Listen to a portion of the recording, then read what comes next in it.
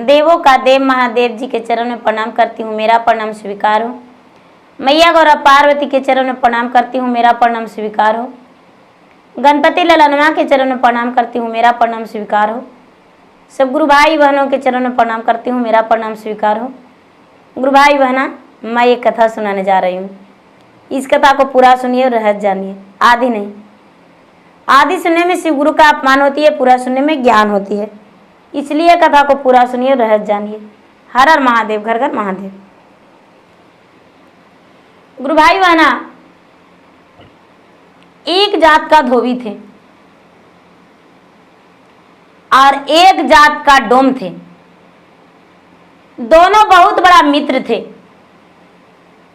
दोनों में घनी मित्रता था। जो डोमराज थे वो मरने घाट गोरने जाते थे और उनका मरने घाट पे डिप्टी था, वहीं पे बैठते थे और हर मृतक से वाले के से कौड़ी लेते थे और उनका प्रतिपाल होता था। लेकिन वो भगवान के भक्त थे, वहीं पर बैठे बैठे सूप दौरी भी बिना करते थे और बिक्री भी किया करते थे और भगवान के भक्ति भी करते थे।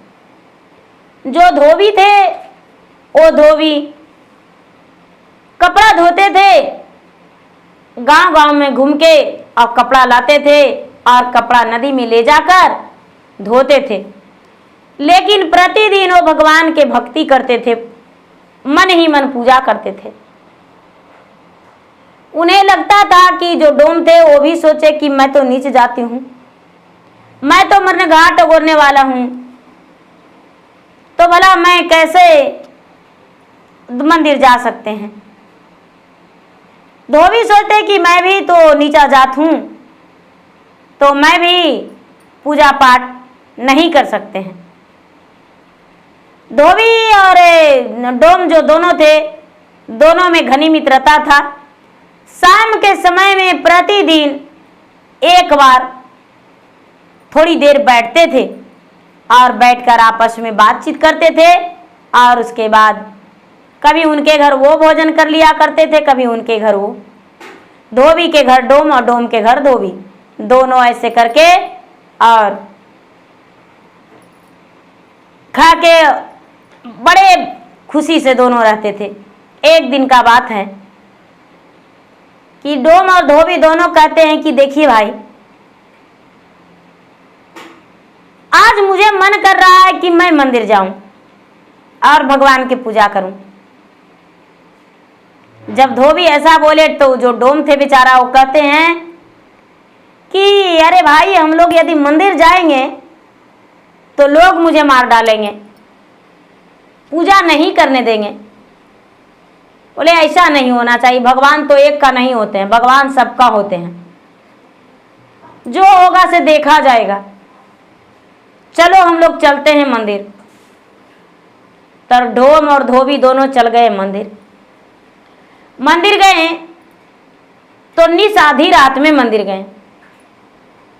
आधी रात में गए मंदिर और जा के भगवान से कहते हैं कि हे भगवान जी, आप किसी से बताइएगा नहीं, हमको मन नहीं मान रहा था।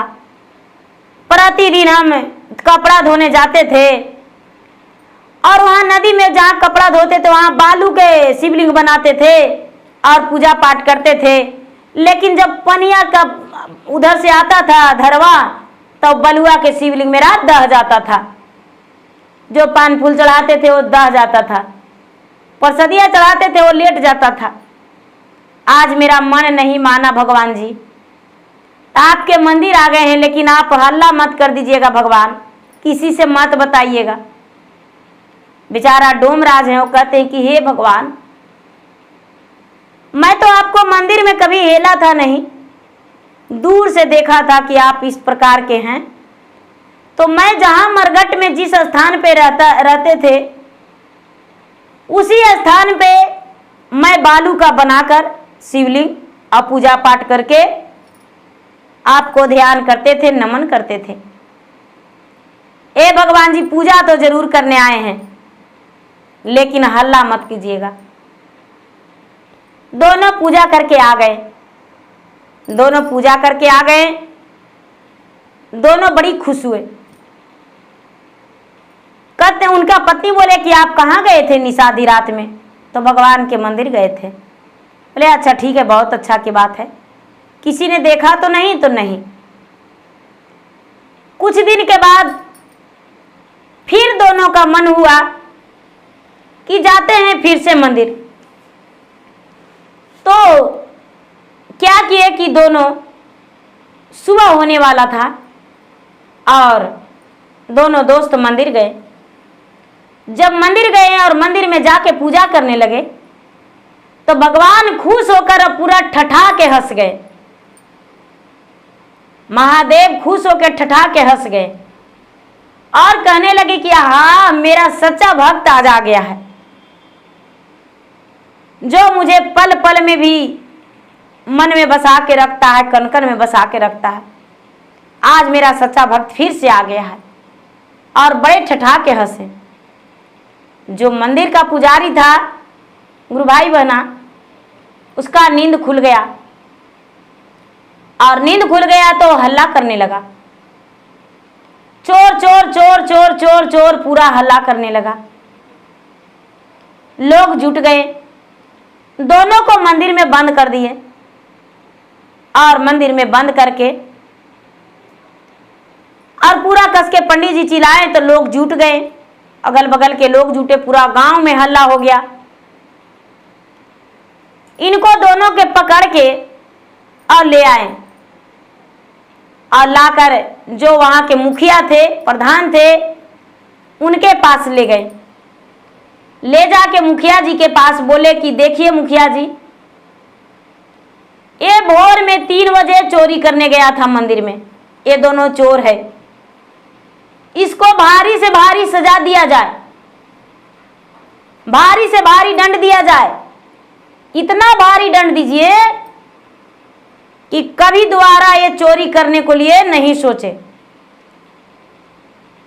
दोनों बेचारा डोम और धोबी बोला कि नहीं मुखिया जी, ऐसा बात नहीं था, हम चोरी नहीं करने गए थे। लोग हम नीची जाति हैं, छोटा जाति है, इसलिए पूजा नहीं करते हैं, करने देते हैं, तो मैं रात में जाके भगवान से दर्शन कर रहे थे, मुझे छोड़ दीजिए। डोम बोला कि देखिए भैया, दिन भर हम मरन घाट अगोरते हैं, वहीं भगवान के पूजा करते हैं, छोटा जाति जान के मैं मंदिर नहीं जाता था, लेकिन इसी को कहने पर हम मंदिर गए, मुझे छोड़ दो, हम चोर नहीं हैं। जो प्रधान जो थे, मुखिया थे, श्रीपंच थे, किसी को बात नहीं माने और बोले कि दोनों को रस्से से बांध दो खम्भे में लगा के और दोनों का हाथ काट दो। जब ऐसा आदेश दिए मुखिया जी, तो जो डोम था बेचारा और धोबी, दोनों का शरीर थर थर कांपने लगा, थरथराहट होने लगा। उनकी पत्नी जार बेजार रोने लगी, लोगों के सामने गिड़गिड़ाने लगी कि देखिए मेरे पति को क्षमा कर दीजिए, दोबारा मंदिर हम लोग नहीं जाएंगे, मेरा पति का हाथ मत काटिए, मेरा पति का कुछ मत कीजिए, आंख मत निकालिए, आंख निकालने का और हाथ काटने का आदेश दे दिए। जब ऐसा आदेश दे दिए तो वहां पर जल्लाद पहुंच गए। जल्लाद पहुंच गए और दोनों तरफ हाथ बांध दिया गया और एक लोग डोम के पास और एक लोग धोबी के पास अपने तलवार लेकर इनका हाथ पर चला दिए। तलवार दोनों के हाथ पर तलवार चला दिए। इनका डोम का और धोबी का ढेर नहीं लगा, दाग नहीं लगा, थोड़ा सा भी दाग नहीं लगा। और शंकर भगवान के जो मंदिर था, शंकर भगवान के शिवलिंग के इस तरफ भी और इस तरफ भी, दोनों तरफ कट गया और आंखों से उनका आंसुधार बहने लगा, खून के आंसू। दोनों तरफ कट गया, यानी शंकर जी का हाथ कट गया और पूरा मंदिर में धारा बहने लगा खून का। इन दोनों का दाग नहीं लगा। जो मंदिर का पुजारी था वो घबरा के और चिल्लाने लगा, भाई मेरा जान बचा लो, मेरा जान बचा लो, मेरा जान बचा लो, अब मेरा जान नहीं बचेगा। यहाँ तो मंदिर में खून का धारा बह रहा है, भाई मेरा जान बचा लो। जब कुछ लोग वहां मंदिर गए तब तक पूरा गांव में अग्नि फैल गया, पूरा अग्नि प्रज्वलित हो गया, अग्नि लहरने लगा। अब किसी का भी हिम्मत नहीं हुआ कि हम उस अग्नि को बुझा सके। जब पानी लाने गए कुएं से तो कुआं सूख गया। आरा पोखरा तालाब सब जखनी सूखा पड़ा था, कुछ नहीं था। सारा लोग दंग रह गए, अरे ये सब कैसे हो गया। बेचारा धोबी और डोम दोनों बंधे थे, उनका हाथ पांव बंधा हुआ था। लोग वहां मंदिर में गए तो देखते हैं वहां खून का धारा बह रहा है। सब लोग कह रहे हैं कि ये सब कैसे हो रहा है, समझ में नहीं आ रहा है, कोई तो बताओ। कोई बताने वाला नहीं। पूरा गांव जो था, जो जो सजा देने का नाम लिए थे, जो जिससे उन्हें अच्छा कह रहे थे कि नहीं भाई ये बहुत अच्छा व्यक्ति है, बहुत इंसान है, बहुत सीधा है, उनका घर में थोड़ा सा रेप नहीं लगा था। और जो इन्हें सजा दिए थे, जो हाथ पांव बांधे थे और जो बोले थे कि इनका काट दो हाथ, उनका घर में अग्नि जल के और पूरा उनका धन संपत्ति तास नस हो गया था, छाय हो गया था, उनके घर में कुछ नहीं रहा। अब ये धोबी और डोम बंधे बंधे कर रहे हैं कि अरे मेरे ही कारण भगवान का पता नहीं क्या हो गया, दंड मिल गया। उधर से लोग कह रहे हैं कि मंदिर से खून बह रहा है, शंकर जी के मूर्ति से, उनका नेत्रों से खून बह रहा है, मेरे ही कारण भगवान को भी दुख पहुंचा। हे भगवान क्या बताएं, हाथ भी नहीं जोड़ सकते हैं, मेरा तो हाथ भी बंधा है। हे भगवान मुझे क्षमा कर दीजिए। अब वैसा ही पूजा करेंगे भगवान जी, अब हम बालुए के बना के पूजा करेंगे, हम आपके मंदिर नहीं आवेंगे भगवान जी। गुरु भाई बहना, लोग गांव में कोई घुसने को लिए तैयार नहीं थे। रक्त वहां भगवान के मंदिर से रुक नहीं रहा था, ये सच्ची घटना है, रुक नहीं रहा था। लोग पूरा त्राही त्राही हो रहे थे, किसी का एक बूंद पानी नहीं मिल रहा था। घर से बाहर लोग थे। तभी एक महात्मा आए। महात्मा आए तो सब एक जगह लोग हाहाकार मचाए बैठे थे। छोटे छोटे भूखे बच्चे, भूखे प्यासे थे, उनका होठ सूखा हुआ था। सब लोग बाहर थे। महात्मा कहते हैं कि अरे भाई क्या बात है जो आप लोग मुंह सुखाए बैठे हो, क्या कारण हो सकता है। सारा लोग कहने लगे कि बाबा क्या बताऊं, कुछ ऐसा ही हो गया है जो कि समझ में नहीं आ रहा है। अचानक यहाँ गांव में आग लग गया और मंदिर से खून का धारा बह रहा है। महात्मा कहते हैं कि तुम लोग अपराधी हो, तुम लोग का भारी से भारी दंड मिलेगा, सजा मिलेगा। निर्दोष व्यक्ति को तूने सजा दिया तो भला तुम्हारे साथ क्या होना चाहिए। सारा लोग के ध्यान टूटा कि अरे